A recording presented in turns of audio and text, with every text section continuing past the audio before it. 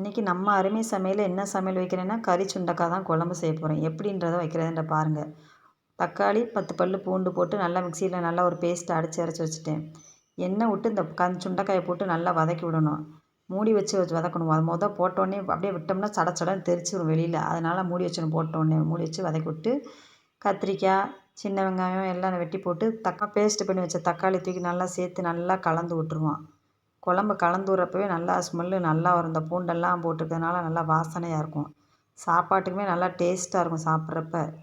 கசப்பு தன்மையெல்லாம் இருக்குது அந்த கறி சுண்டைக்கான்றது. உடம்புக்கு ரொம்ப நல்லது. நல்லா ஹெல்த்தியானது இந்த காய் சாப்பிட்றது கறி சுண்டைக்காய். கறி சுண்டைக்காய் குழம்பும் கடலைப்பருப்பு வாழைக்காய் போட்டு கூட்டு வச்சு மதிய சாப்பாடை திருப்தியாக சாப்பிட்டு முடித்தோம். எங்கள் வீட்டுக்காரங்க வர்றப்ப பதினி நொங்கும் வாங்கிட்டு வந்தாங்க. அதை ரெண்டையும் ஒன்றா போட்டு கலந்து இந்த சீசன் டயத்தில் தான் இப்படி சாப்பிட முடியும். அதை நல்லா திருப்தி அதையும் குளிர்ச்சியாக குடிச்சாச்சு. பூ சாமிக்கு போட சுத்தம் இல்லாமல் இருந்துச்சு. அதையும் வாங்கிட்டு வர சொல்லியிருந்தேன். வாங்கிட்டு வந்திருந்தாங்க. அதை கட்டி எடுத்து வச்சாச்சு. இந்த வீடியோ பிடிச்சிருந்தா லைக் பண்ணுங்கள். வீடியோ பார்க்கலாம். நன்றி.